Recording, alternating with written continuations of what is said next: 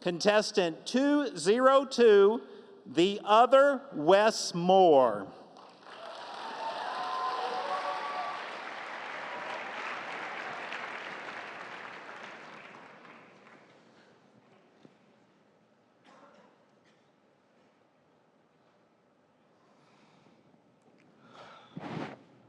Well, my name is Wes Moore. And my name is Wes Moore.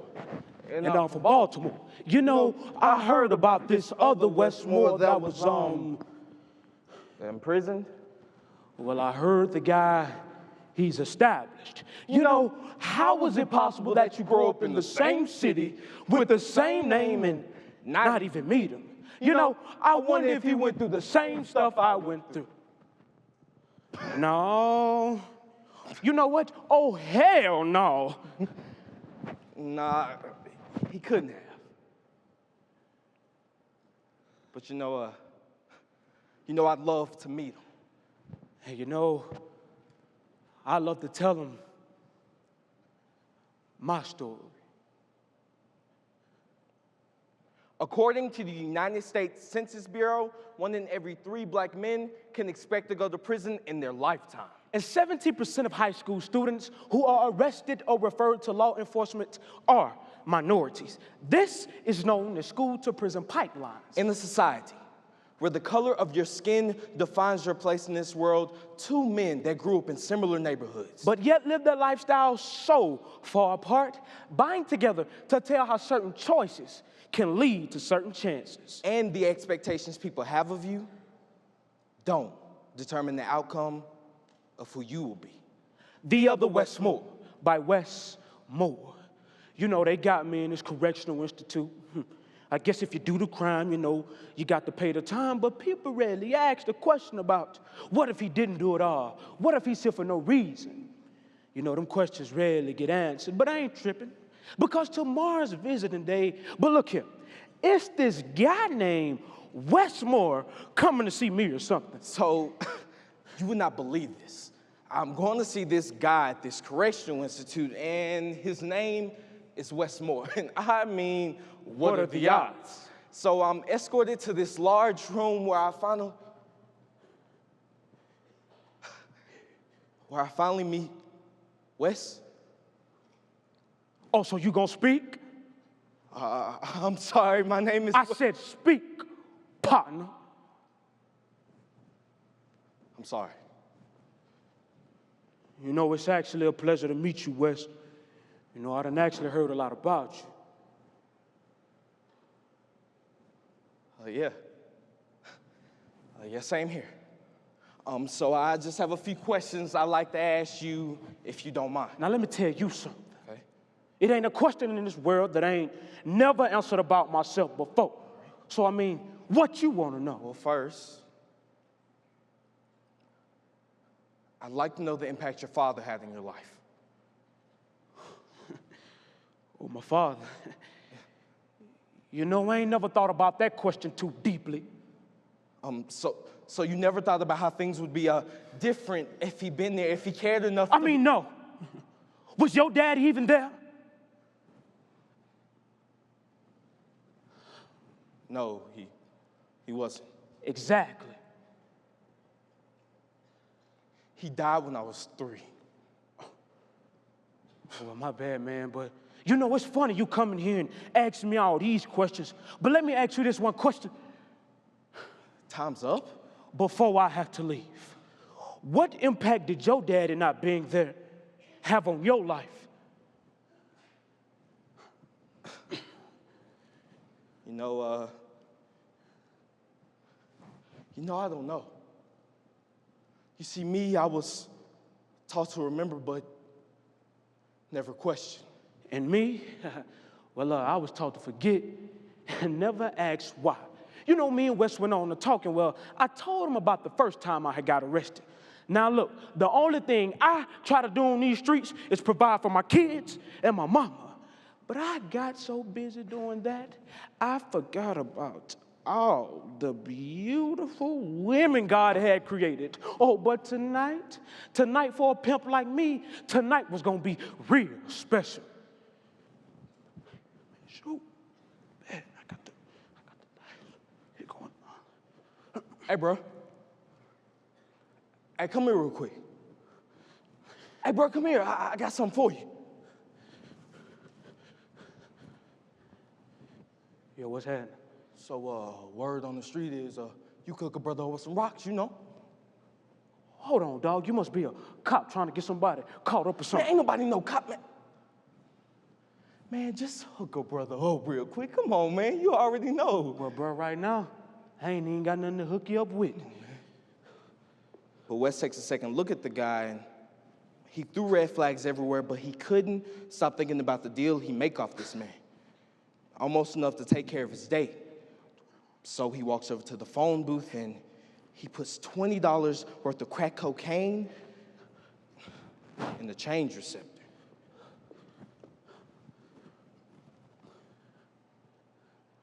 What's up, man?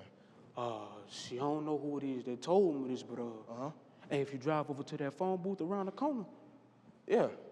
hey, you'll find what you was looking for earlier. Hey, but look, man, you got to slide me my $20. Oh, yeah. You know we straight. Put your hands up! I said, put your damn hands up! Man, before I could even turn around the corner, there were 15 policemen surrounding me. And I mean, this was just the first time I had got arrested. Me and Wes went on to talk, and I asked him this question. Yo, Wes, Yeah. man, when was the first time, you had felt like a man? You know, I actually think it was when I first felt accountable for people other than myself. You know, when my actions mattered to people other than just me. I mean, Wes, realistically, man, providing for others ain't easy. And the choice we make trying to is so unforgiving. I mean, second chances are just so fleeting. What do you mean? Now, from what you told me, Wes, both of us made some very bad mistakes in the past, and we both had a second chance to fix them. Yeah. But if the second chance, context, or situation don't change, a second chance don't mean nothing at all. True. I guess it's just hard to distinguish between second chances and last chances. So tell me, Wes, why did you get involved in this whole jewelry robbery thing, man? I don't know why, but I knew that was coming. Man, first of all, Wes, I wasn't even there, but I sure had every damn right to be. Wait, I what? told you, the only thing I try to do on these streets is provide for my kids and my mama. No. But it was so strange to me, man. My baby mama started calling me for child support, and she wasn't even taking care of the kids. Then why did you get convicted then, Wes? I guess because my brother went through with the crime, they threw me in the loop and convicted me too. I'm sorry. I just don't see a jury convicting a man to a lifetime in prison and he had nothing to do with it. Come on, man. Come on now. You know we stay in Baltimore, man. These streets ain't fair. But that's Ain't not an nothing- excuse. Wes, you had the same opportunity that I had to make the right choice, man. You know what, Wes? I ain't you. And I'm so tired of people in this world trying to categorize me as them. Hey, Wes, don't forget about the mistakes you made, the drug dealing friends you had, or the time you even got arrested for vandalizing the city with your... How do you even know that? partner, it's time for you to listen to me. Don't forget about the time you got kicked out of private school and sent to military school because the school you was at didn't give a damn about you. Or the time you was trying to be cool and skip school and smoke weed with your enough, partners. Wes. Wes, we from the same town. We did the same shit. So don't come at me with that brand new bullshit. But this isn't new, Wes. Now, this ain't no game that you just get to play when you want to. This is your life. You could have made a better choice. You could have been a father instead of being a baby daddy. Our names could have been legendary. But instead, it's known for some bullshit that could have been avoided in the first place.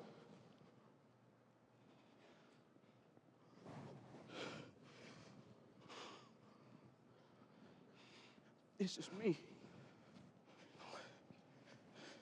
Wes. Wes. Man, since I done been in prison, man, I done learned some things, man. And one thing I learned is that we live to meet the expectations of others. Wes, if they expect us to graduate, we'll graduate. They expect us to get a job, we'll get a job. Wes, if they even expect us to go to prison. I mean, look. Take a good look, Wes. At some point, Wes, at some point we just lose control. True. But it's easy to lose control when you were never looking for it in the first place, man. Time's up.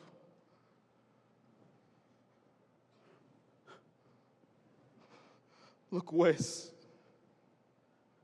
I'm sorry, man. Well, my name is Wes Moore, and I'm from Baltimore. You know, I heard about this other Wes Moore that was imprisoned. Established. How is it possible that you grew up in the same city with the same name and not even meet him? You know, I wish that guy would have made a better choice. You know, that guy,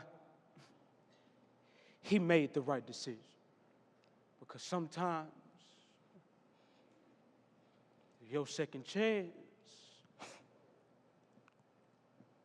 It's just like your last chance.